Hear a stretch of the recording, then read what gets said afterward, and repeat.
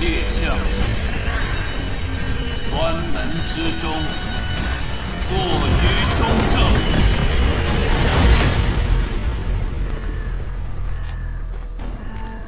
有人在竹林里设局，使你们进入引术的迷境。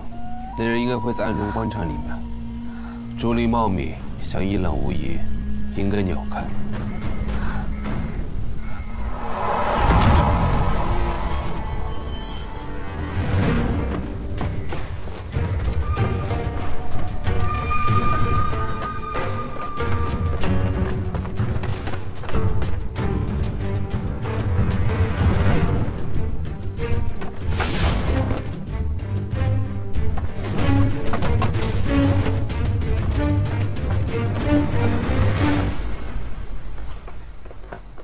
县主，你为何会在此处？奴婢本属司院司，负责园院种植，刚给花草换了盆土。方才为何站在栏边？奴婢听到一阵铃铛声，有些好奇，便凭栏查看。你跟这个案子真有缘，每次都能遇到你。县主，奴婢一向循规蹈矩，从未做过歹事。老实人犯起坏来才叫难办。什么花草啊，需要大晚上处理？这些花草根须娇嫩，若白天移植根本活不了，只能晚上做。装神弄鬼！县主饶命！这些花草里，不会恰好有人参子吧？什么人参子？都只些寻常花草。你知道白修罗吗？不知道。你都不问我什么是白修罗。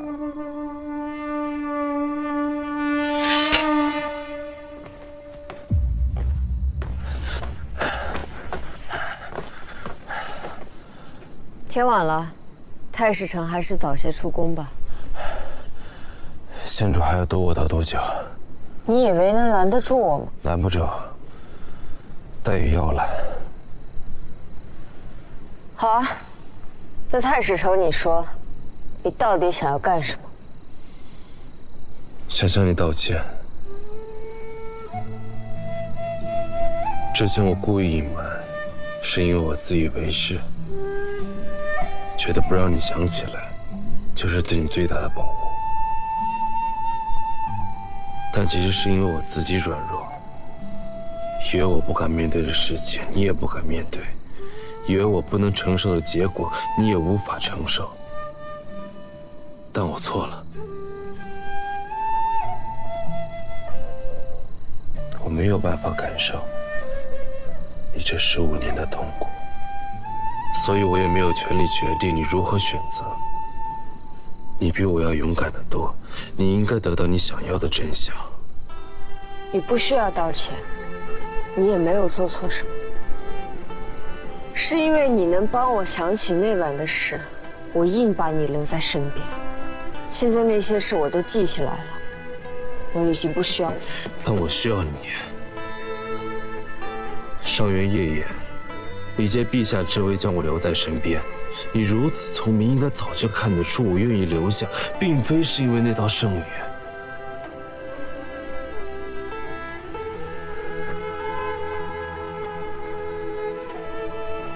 裴爷，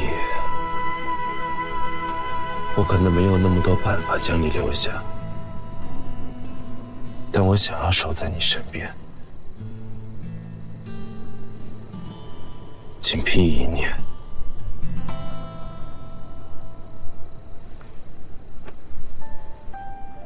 太史丞，不要说大话了。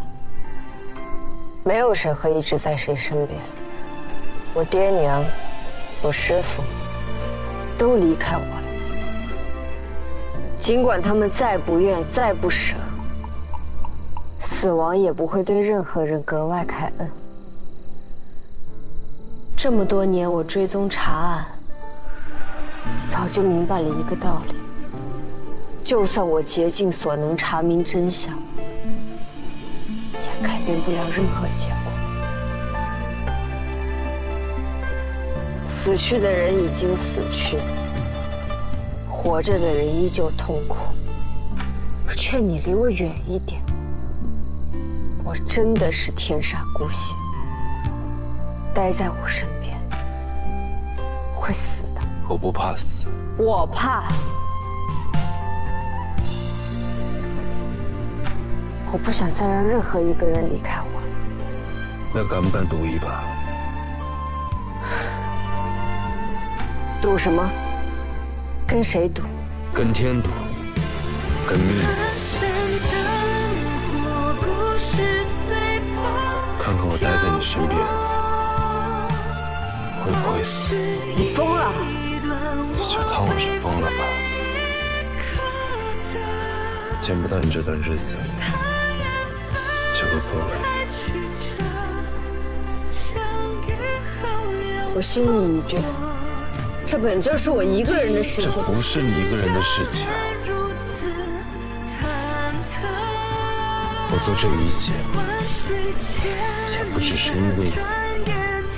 这场噩梦也同样属于我的，我也想从梦中醒过来。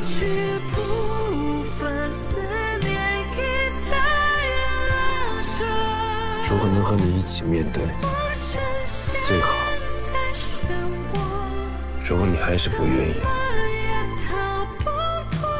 我也不会放弃的。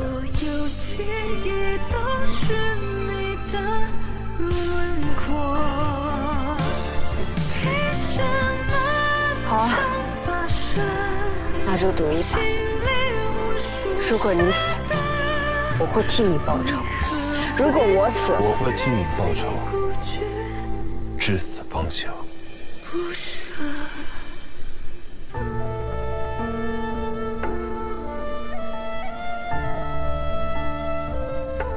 先去找五人吧。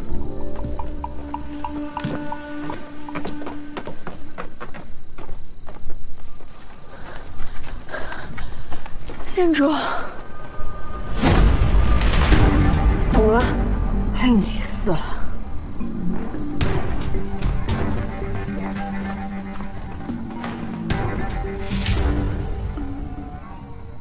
怎么回事？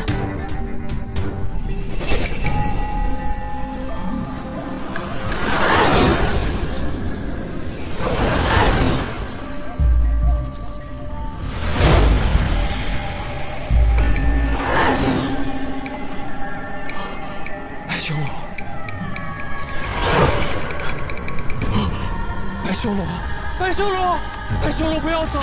不要执迷不悟了。白修罗真的庇佑你，你又怎么会被抓？再给我一次机会，再给我一次机会，再给我一次机会！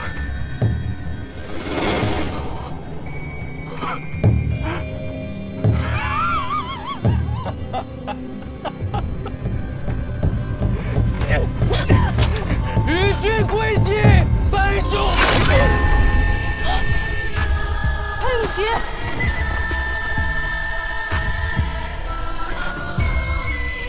君归西，白修。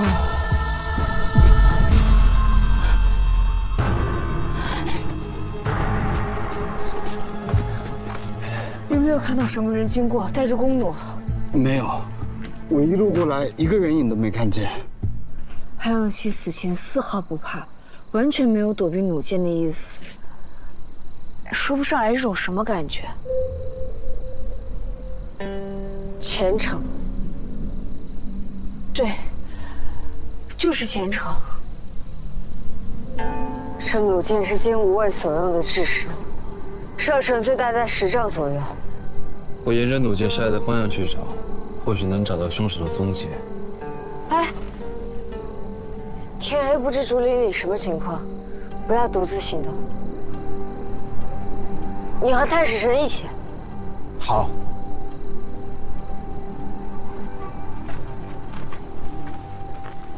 你们和好了？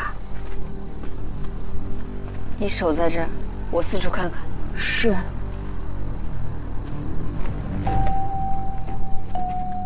方才我从假山那边来，就是在这附近跟五人遇见的。按潘永琪倒地的位置和箭矢刺入身体的角度，弩箭确实是从这个方向射出的，而且你们两个人从两个方向相向而来，没道理连那人的影子都没有看到。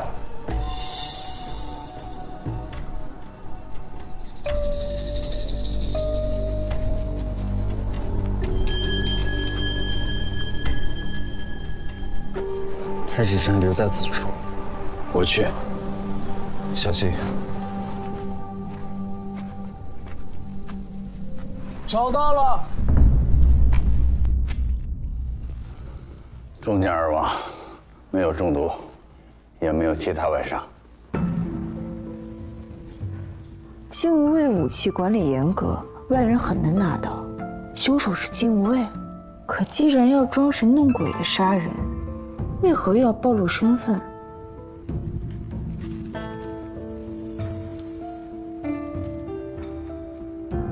通灵白修罗，他一直被绑着，何时放进嘴里的？这张符纸涂过了，不会被浸透，应该是去祭坛之前就含在嘴里了。他知道自己会死。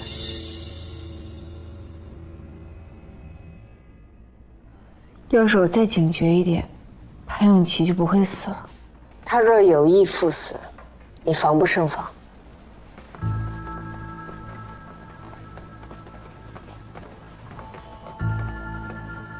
这铃铛是那人给你们设局的方法，从你们进入竹林开始就已经入局了。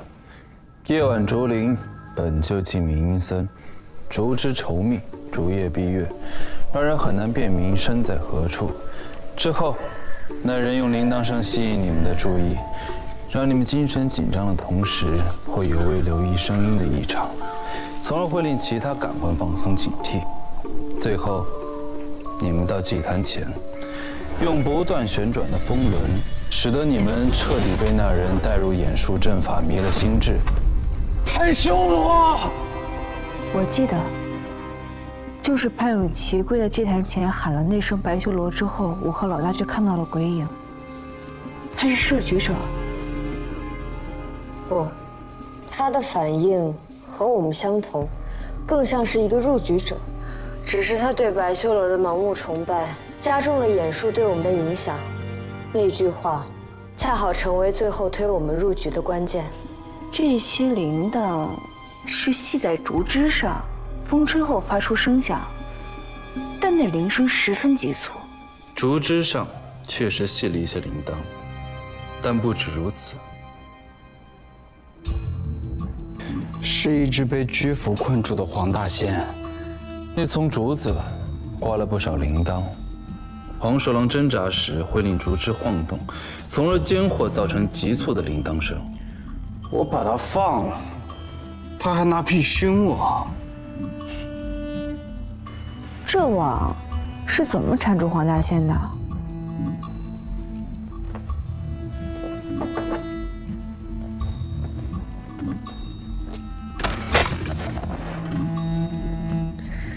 这是捕兽用的居符，只要把吃食放在里面，黄鼠狼走近，踩到连接机关的线绳，机关弹开，线绳就会收紧，将黄鼠狼缠在里面。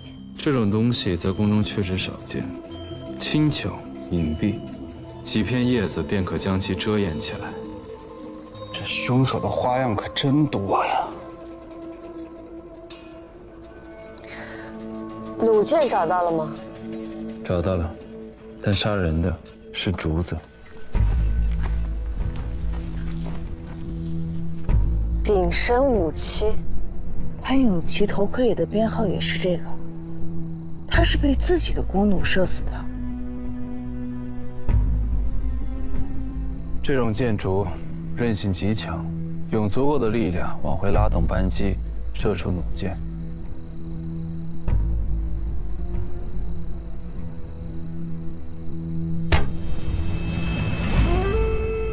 这个洞口找的真是合适，放置的人也很了解这把弓弩，足够稳定，才能射中目标。这个季节的竹叶易落，顷刻之间便能掉落一地，从而遮盖之前的脚印。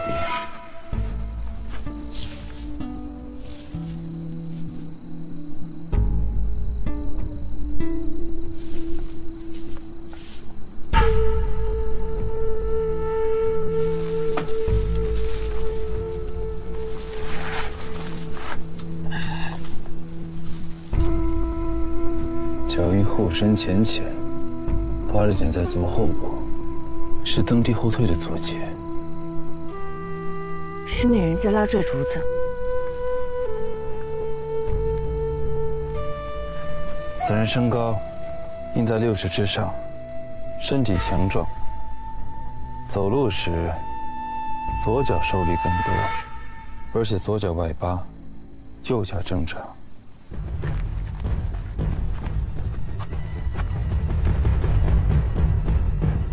是潘永琪。潘永琪，他自己布置了杀死自己的机关，难怪他当时一副知道自己要死的样子。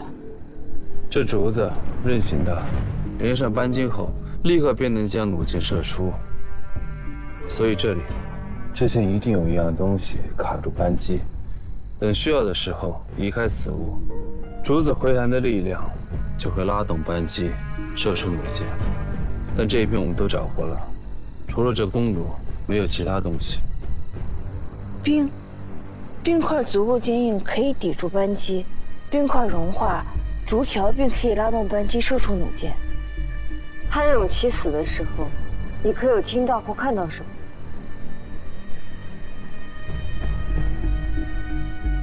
木鼓声。潘永琪就是在听到木鼓声之后，忽然冲上祭台赴死的。那便不是冰，冰块融化的时间很难控制。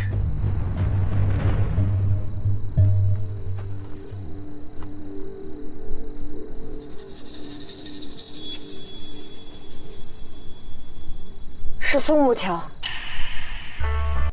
裴玉定全力为县。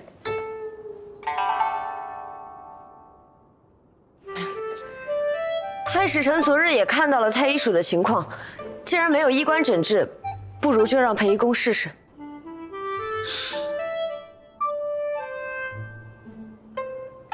既如此，还请裴医公务必尽全力为县主诊治。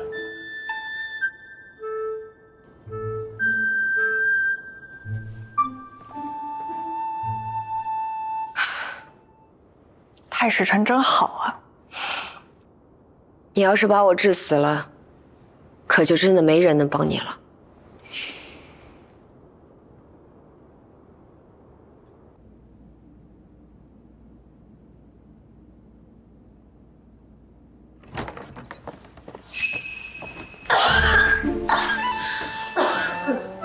怎么还咳得这么厉害？裴玉这药到底有没有用啊？还要放下走吧。你生病不让我见，虽然只有1天，我都想死你了。你怎么这么绝情？我还没好呢，这不是怕你染病吗？从上师学药的，又冰又甜，吃了呀嗓子舒服。喝了药才能吃。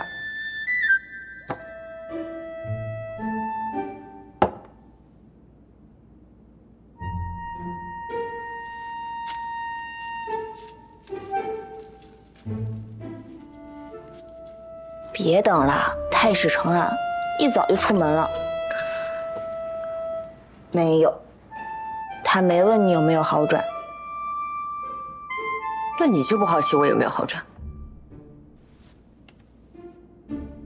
不烧了，咳嗽也好多了。刚才咳那么凶，果然是装的。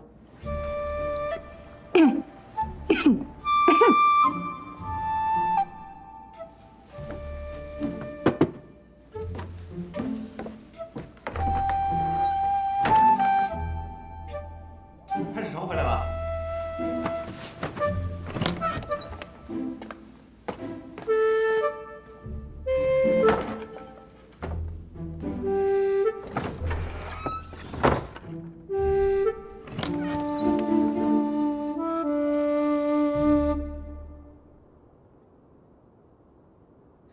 从脉象上看，县主已经痊愈了。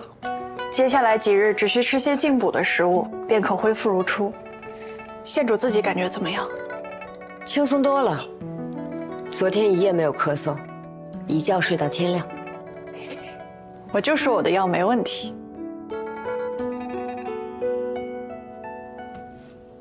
告诉太史丞，我暂时不会死了。太史丞一早就出门了。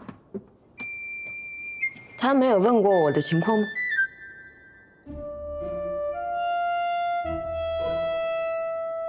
太史丞沉稳内敛，早就算准我定会康复。县主，你完了，你都学会给太史丞找理由了。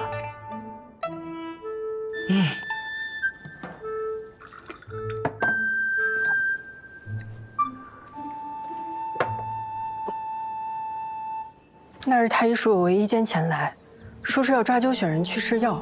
那医监抱着个竹筐，里边放着折好的纸阄，说有谁抓到带字的纸条就去试药。所有人都抓了阄。是，开始一连10几个都是空白，直到刘甲才抓到带字的纸条。大家原本都很羡慕他，直到听说那药吃了便死，就都有些后怕。你可见过那纸条的样子？刘甲那张纸条上写了个正字。大家原本都想凑近看看，但刘甲说他手上有水，纸湿了便破了，就扔掉了。来选人的医监什么样？是个男子，他右手手背上有个疤。知道了。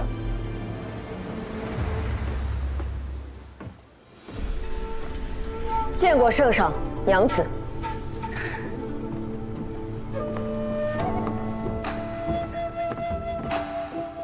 果真是痊愈了，你这孩子真是的，染了病也不说，好了才告诉我们。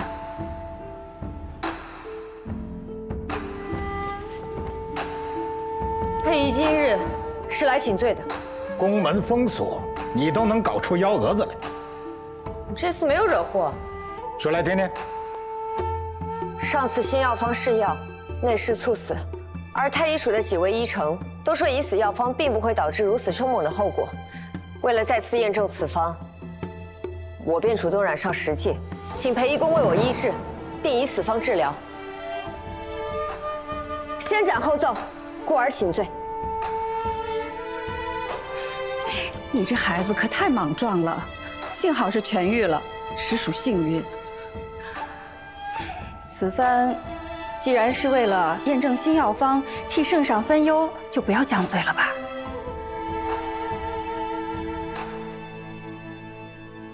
起来吧。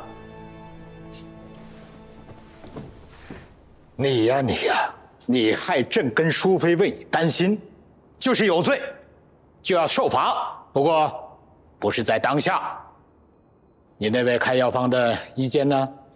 只是名医公，是名女子，正在殿外候着。传医公。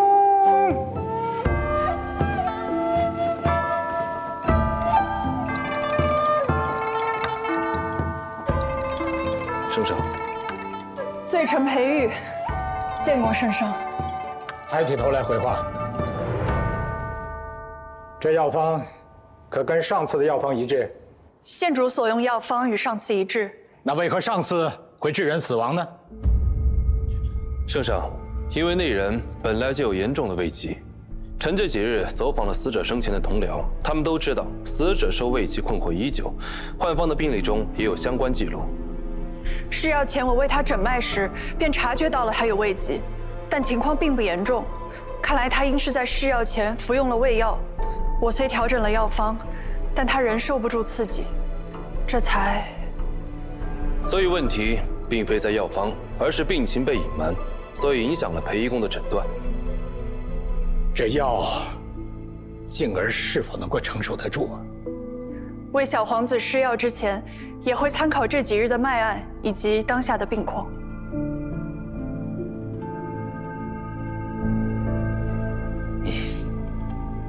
好，那朕的皇儿就全靠你了。定不负圣上所托。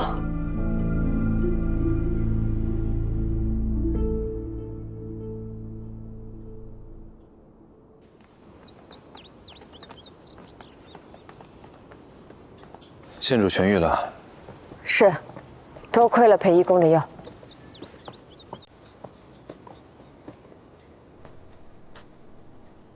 也要多谢萧兄，那晚为我及时求医。萧母所做不足挂齿，若染病的是我，相信县主也会不遗余力。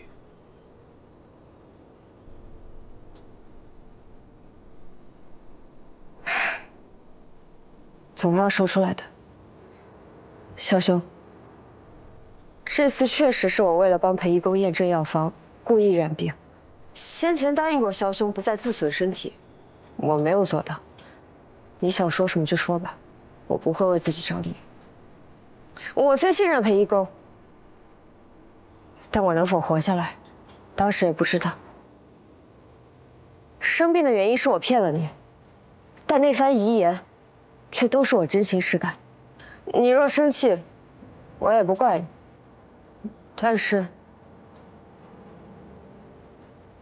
这病得了是真难受，千万别生病。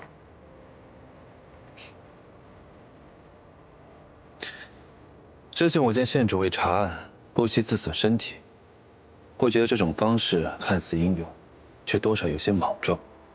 但这次，我才明白县主的良苦用心。在这深宫之中，只有用这种破釜沉舟的方式，才能去找寻真相，助众生。萧兄谬赞了，我哪有那么崇高？只是有这个身份，比他们多一些偏爱罢了。我为宫中拾其心疾是真的，想帮裴玉验证药方是真的，不怕死也是真的。但我害怕。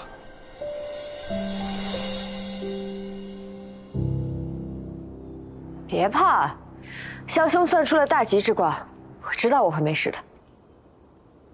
萧兄那几日没来问候，我还以为你在置气，今日看来是我小人之心。萧兄是调查那位施药的内侍去了。若我整日在县主面前晃悠，只怕县主不会好得这么快。县主要为裴义公证明，我也只能做点小事，证明那次施药失败并不完全是裴义公的责任。选中刘甲施药，应该不是偶然。没错，那次来选人的是黄甫通。刘甲，是你特意选定的吧？你的意思是说，裴玉的药方害死人，是我暗中阻挠吗？这女人医术不精，妖术倒是高超，个个都如此维护她。裴玉的药方姓烈，你为了不让他出头，特意找来了身患实际又有位极的刘甲。真是好笑。我3个月在浣坊任职一次，诊治过这么多宫人内侍，我怎知谁有危疾？再说了，病人是抓阄选中的，全凭天意。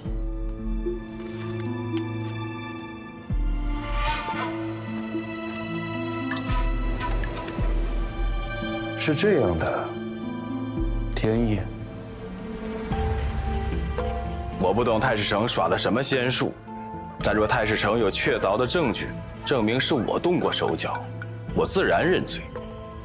不然，就请太史丞离太医署远些。本就人手不足，若耽误了各位贵人娘子的病情，太史丞怕承担不起。是凡石，太医署可不缺这个。我猜测黄甫通用矾石水在每张纸上都写了字。再用某种方式哄骗刘甲，抓阄之前沾湿手指，因此无论他抓的哪张纸，纸上字迹都会显现出来。只是刘甲已死，当初用来抓阄的纸张也早就没了踪迹。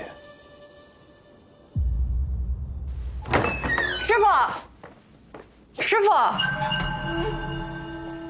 怎么这会儿还熊眼睛？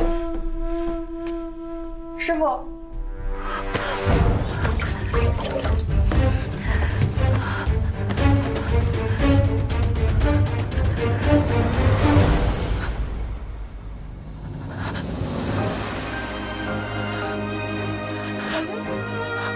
师傅，师傅，师傅，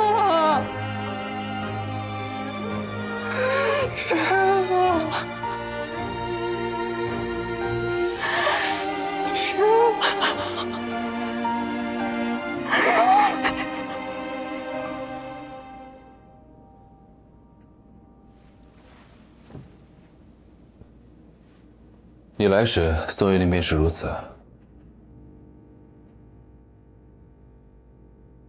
不是的，我来时，师傅头上盖着帕子，师傅有眼疾，这是他每日睡前用以熏蒸双目的药汤。师傅俯身在水盆上，用热气熏蒸双目。今日天寒，搭一块热帕子，水会凉得慢些。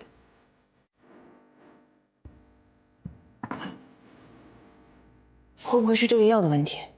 我知道师傅的方子。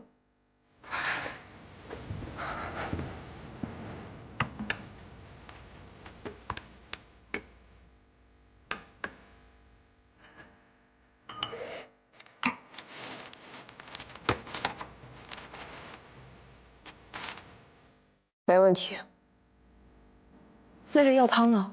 药汤若有问题，师傅会发现的。而且这药性温平，并无相反相害的配伍。宋玉令每晚都会熏蒸眼睛吗？此事有谁知道？太医署的人都知道。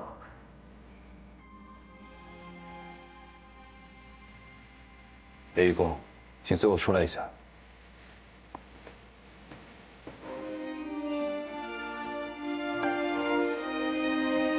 没了他师傅的庇护，以他这直愣愣的性子，在太医署恐怕更艰难了。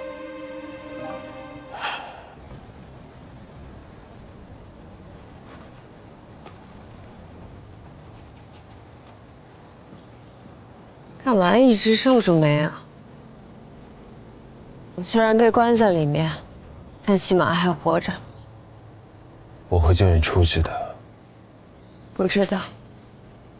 我想让你相信，我会救你出去的。我相信。我知道你在期待什么。你虽然没有找到家华东王之人，但你知道，那人一定在盯着你。你此次落难被圣上赶出宫，对他来说是天赐良机。你在期待他急不可耐，你期待他对你下手，这样你就有机会能够抓到他。什么都瞒不过你，还说自己不会卜卦算命。那你告诉我，我是不是一定会抓到他？他是要杀你，我也是要杀他的。但他不值得你搭上自己的性命。我一定会救你出去的。出去之后，我们一起想办法。可不可以请你给我一点时间？在这段时间里，不要伤害自己。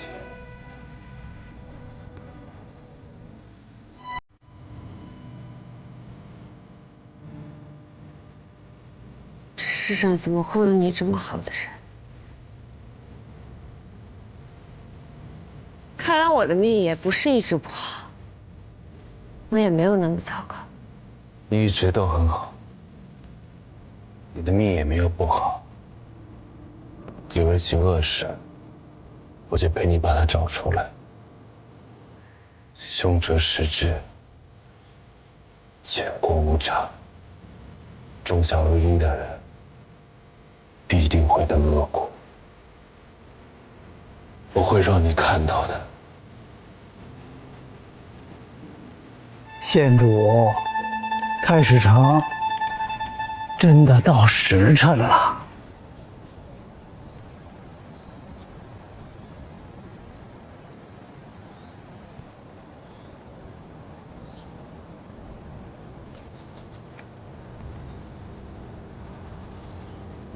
快走吧。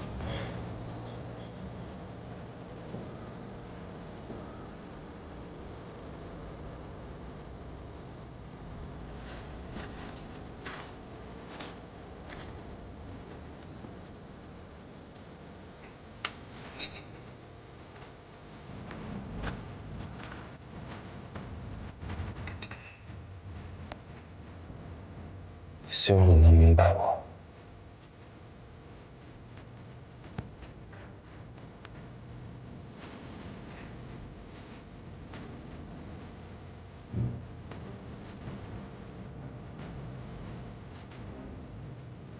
黑夜，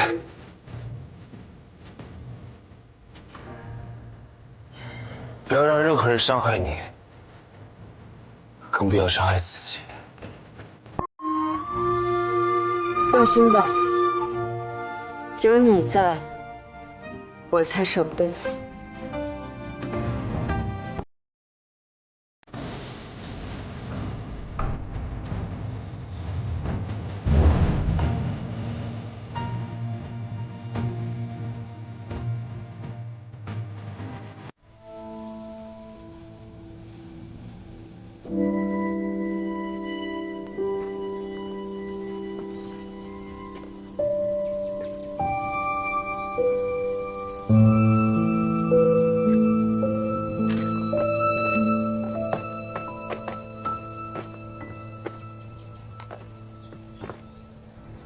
县主，房间月白还在布置，很快就能休息了。不行，15年没回来，我还想再转转。这宅子很大，只有我和月白2个人，全部整理出来还需要些时候。不过县主喜欢去的地方，我们先紧着打扫；不常去的地方，我们最后再收拾，这样县主也能住得舒服些。回自己的家，怎么住着都舒服。县主，你没事吧？县主要进去吗？我想办法把门打开。你还有开锁的本事？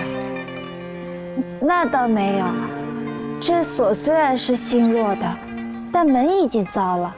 我可以想办法把门卸下来。你跟我久了，倒是越来越像我。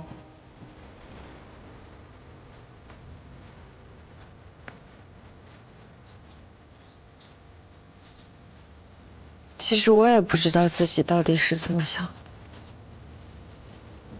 既然他替我做了决定，就先不进去了。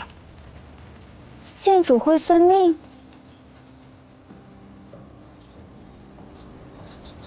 是太史城。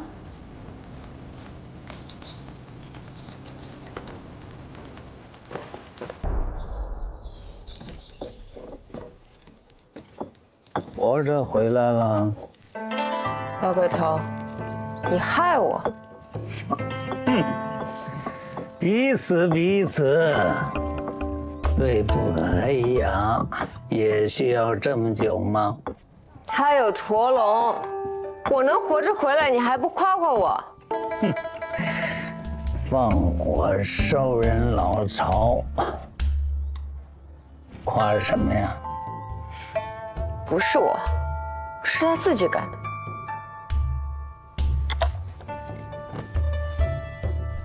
他死了。怎么，舍不得？他那还是有不少好东西的，可惜都见不得人。东西全烧了。那不至于。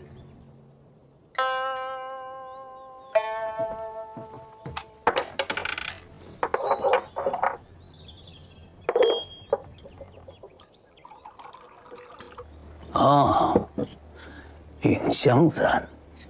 哎，买家呢？账簿没找到吗？账簿都烧毁了。啊，但也没全毁。政务嘛，还是得尽全力抢救一下。不过这上面的字，办案嘛，也不能都用寻常手段。那是当然，不过被人知道也不太好吧？说吧，怎么才能给我？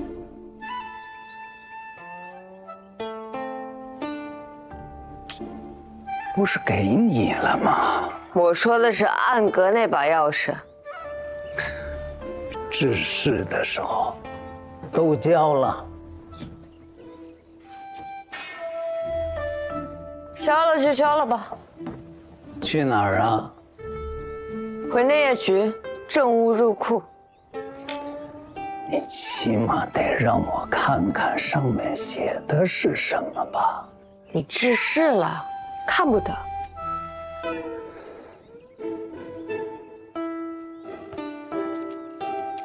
该。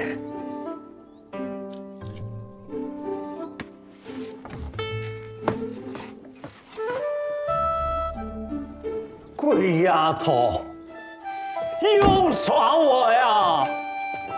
怎么能说是耍呢？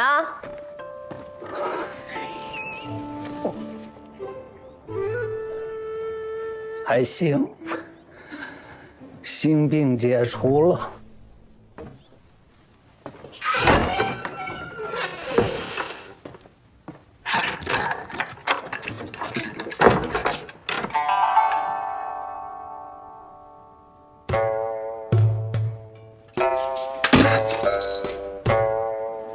老鬼头！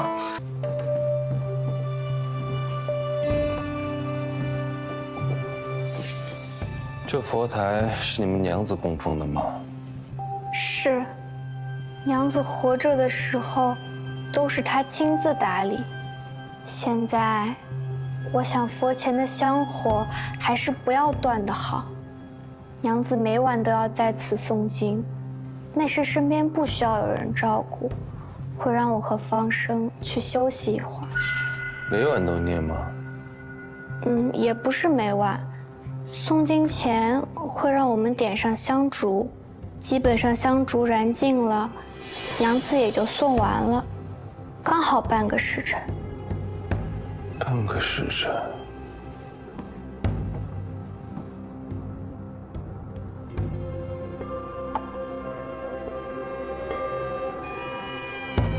这不是普通的香烛，而是酥油做的长明灯。你的伤还没好，请家人先休息吧。皮外伤，又有老鬼头的药，不碍事。一盏长明灯燃尽，可不止半个时辰。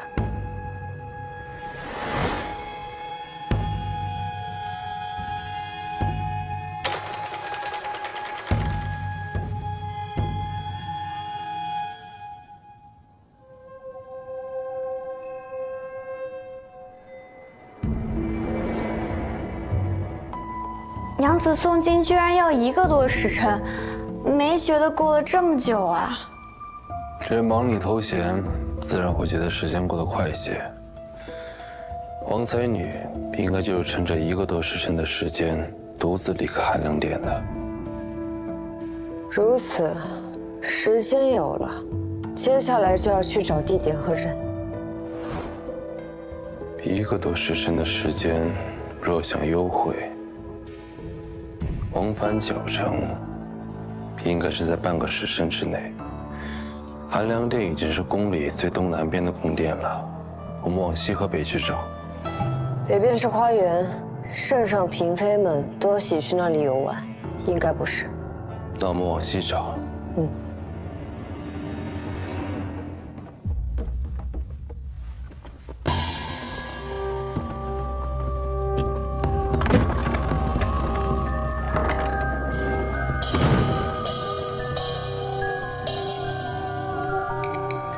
这里是在修的承恩宫，不过修了1年多，还没修好。这里虽不是新进宫最好的位置，但也是吉位，怎么会如此荒废？看来这承恩宫被废弃，确实有些古怪。不过这无人敢靠近的废弃宫殿，是不是私会的好去处呢？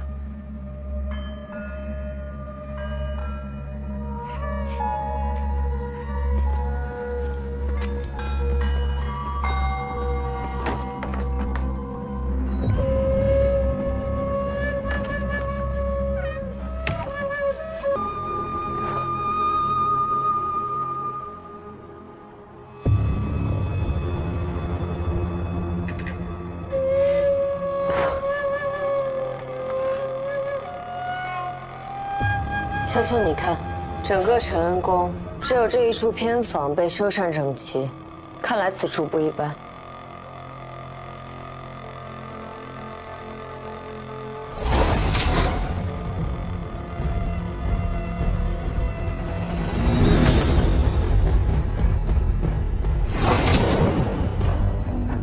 应该是最近才被清空的，但有些奇怪。哪里奇怪？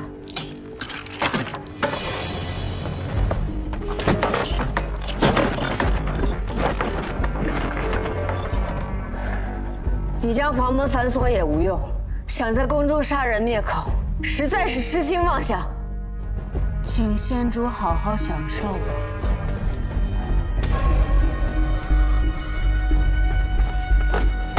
太师成，你怎么了？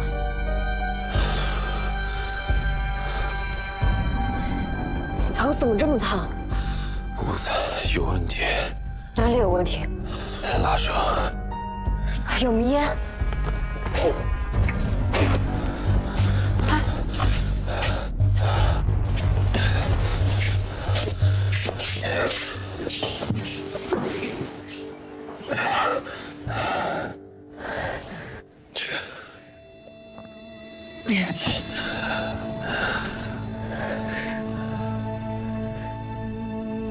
清洁了，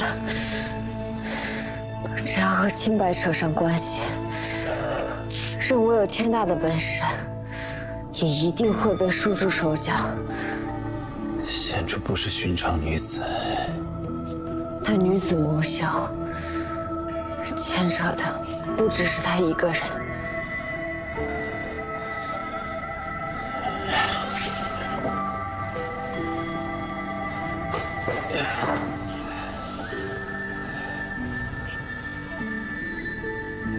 仙主将我捆起来，他们便无谣言可造。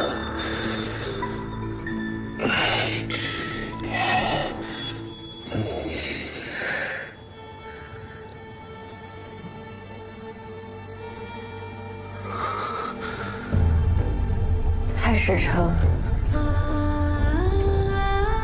真难得你又聪慧又简单。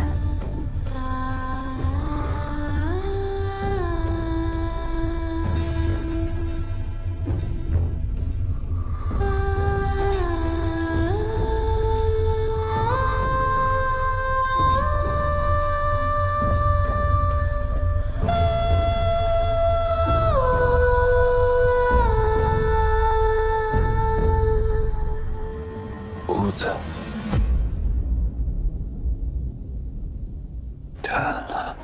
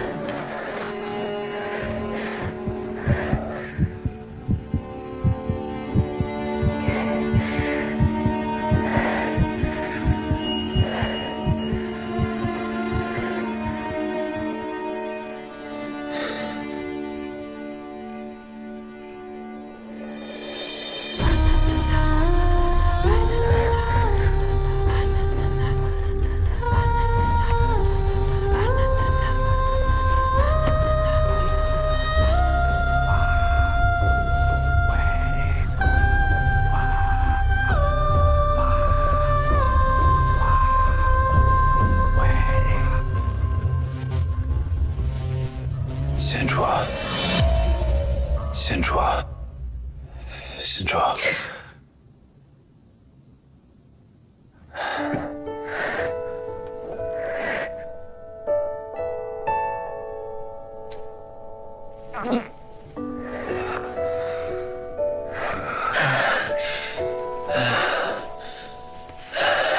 好热。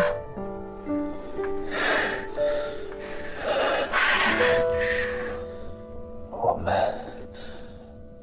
要不要把窗户纸捅破？什么？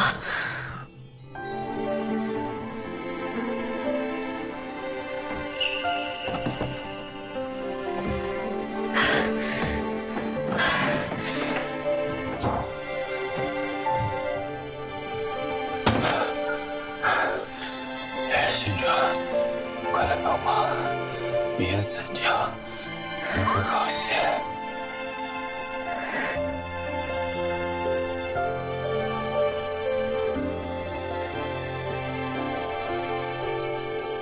我中了迷，没力气了。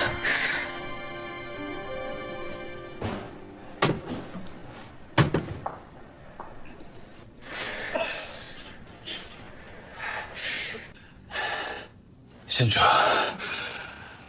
快过来，通风之后会好很多。我扶县主过来。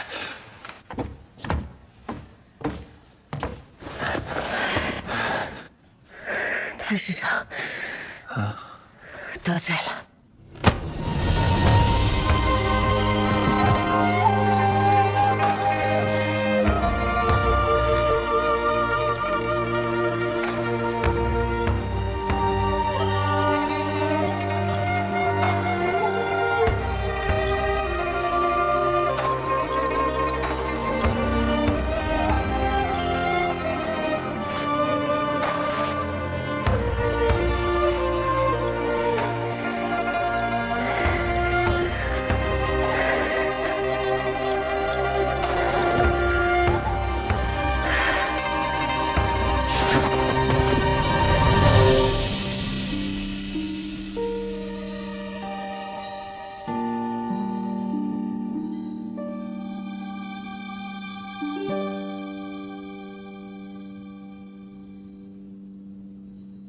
昨天晚上就在承恩宫，一推开门就看到县主啊和太师城倒在床上一丝不挂，连大头的刘内侍都吓坏了。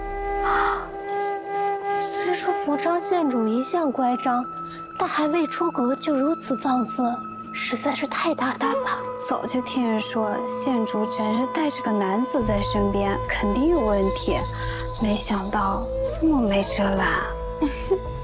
幽兰是吧？我正要找你呢。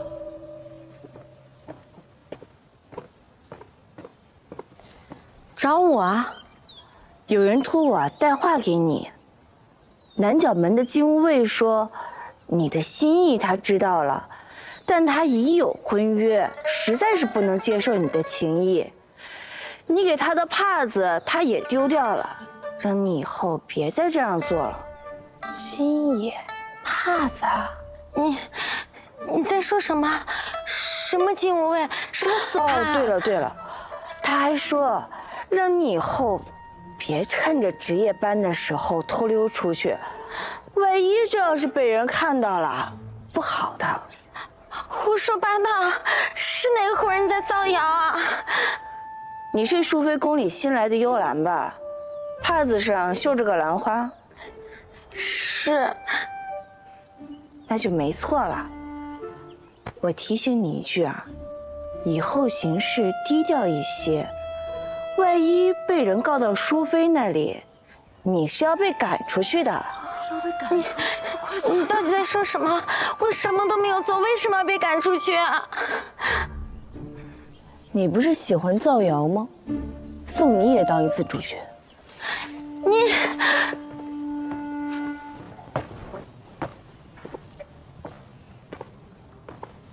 老大，你醒了？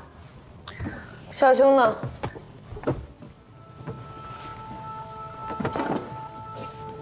都什么时候了，还惦记太史城呢？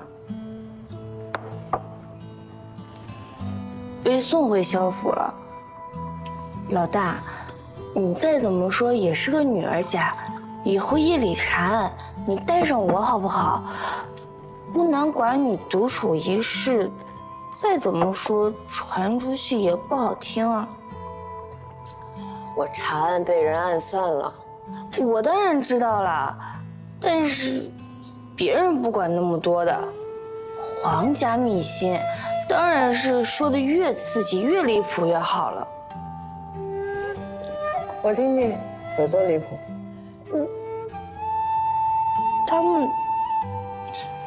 他们就是说，你和太史城借查案私会，然后点了合欢香，竟然用多了。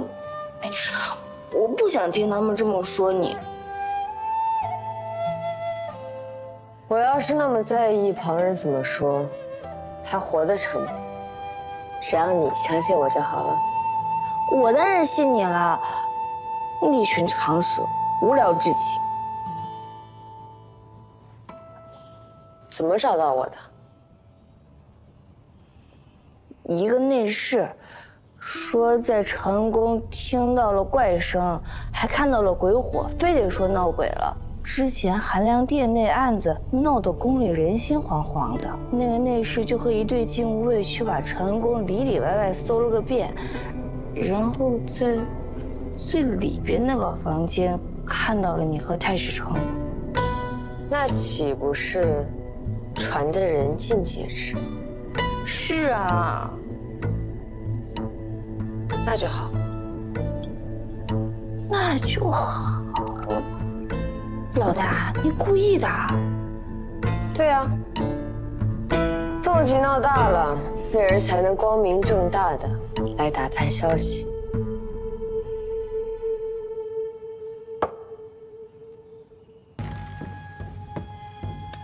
娘子万安，韦贤妃万安。佩仪，快过来。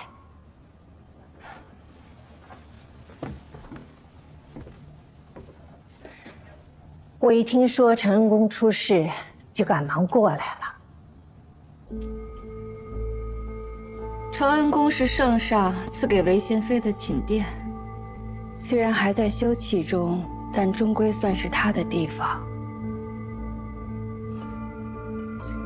承恩宫从修葺开始就事故不断，如今竟发生了这种事，你怎么会去那儿？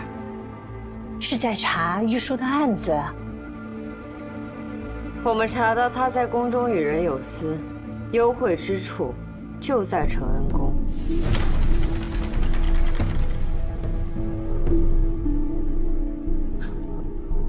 这么大的罪名啊！有何实证？那夜去查案，有些线索无法告知韦贤妃。我就说啊，这承恩宫风水有问题，我必得向圣上恳请，不如就推倒重新建算了。是啊，皇才女在韦贤妃的废宫中与人幽会，去世前又与韦贤妃颇有来往，也不知这中间有何因缘。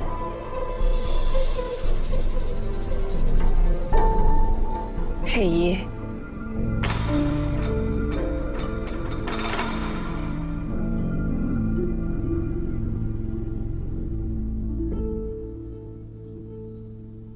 这承